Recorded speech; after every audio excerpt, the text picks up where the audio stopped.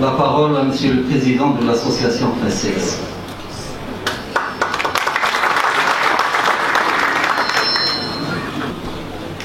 بسم الله الرحمن الرحيم والصلاة والسلام على سيد المرسلين.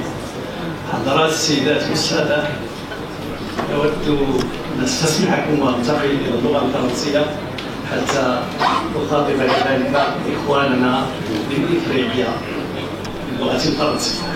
D'abord, permettez-moi, Excellences, Messieurs les ambassadeurs, de vous dire le plaisir que j'ai à vous dire au nom de l'association FACES, bienvenue, et à vous remercier d'avoir répondu présent à notre invitation. Monsieur le Président de l'Université, Sidi Mohamed Abdallah, merci également de nous accueillir dans ces beaux locaux.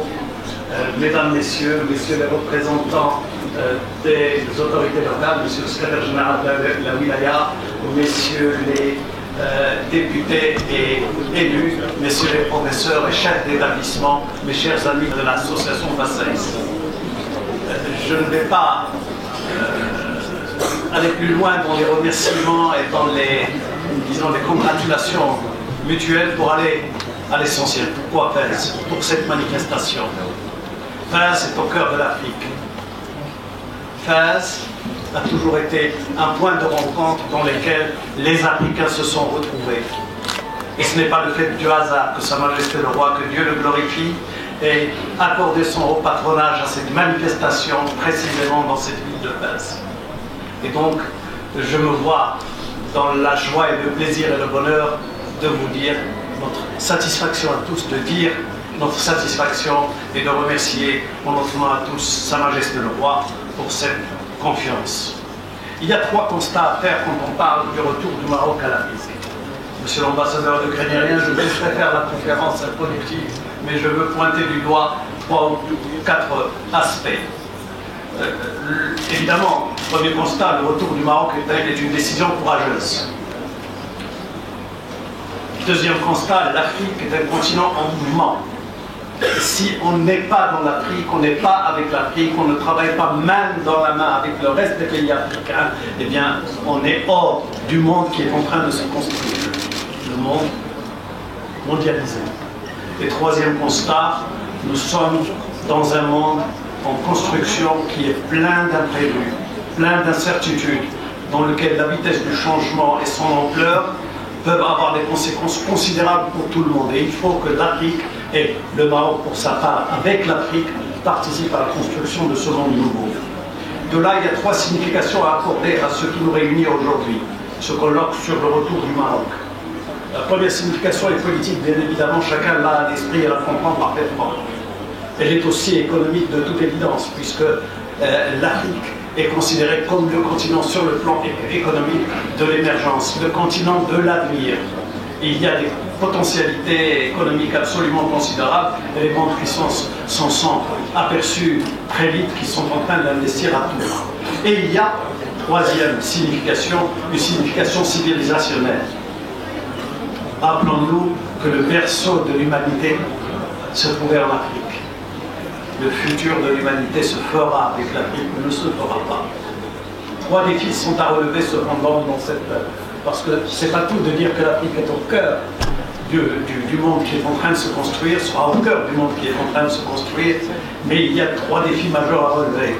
Une situation complexe pour ce qui concerne le Maroc, il y a, il faut bien le dire, parfois des situations dans lesquelles ceux qui n'ont pas les mêmes visées, ni les mêmes visions, ni les mêmes intérêts ne désarment pas.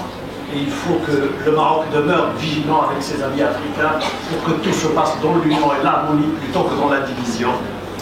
Le deuxième défi, c'est comment finalement convaincre que nous sommes dans une démarche positive, une démarche de partage, une démarche de solidarité, une démarche de co-développement quand les esprits ne sont pas toujours prêts à accepter cela. C'est un travail qui demande de la patience, de la diplomatie et qui, grâce aux efforts qui ont été accomplis ces dernières années et qui continueront à l'être, je crois, on arrivera à transformer en réalité. Et enfin, comment transformer la décision courageuse qui a été prise en un appui durable et fertile de projets utiles pour la construction africaine.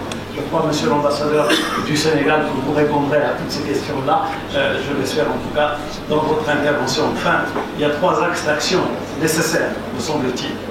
Le diplomatique et le politique, bien évidemment, il y a de l'action politique et diplomatique à continuer. Ce n'est jamais fini quand on acquiert et on gagne quelque chose.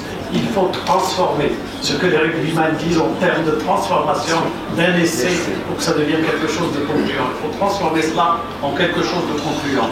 Il y a l'économique et le social parce que l'Afrique est pleine de capacités, de potentialités, je le disais tout à l'heure, économiques. Il nous faut savoir les utiliser avec les leviers que nous pouvons utiliser. Enfin, une dimension sur laquelle je voudrais terminer et qui me semble aussi essentielle que le reste, sinon peut-être plus essentielle que le reste, c'est le spirituel et le culturel. Sans spiritualité, sans culture, le développement n'a aucun sens. Et je crois que, précisément, notre association, et je tiens ici, je n'ouvre pas une parenthèse, au contraire, je veux le dire devant tout le monde, c'est la première occasion qui m'est offerte pour le dire.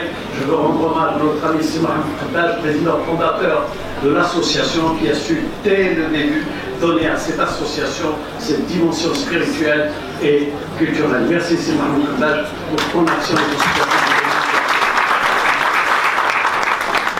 En tout cas, voilà, sur la spiritualité, je pense que je n'ai plus rien d'autre à dire. Je vous remercie pour votre attention.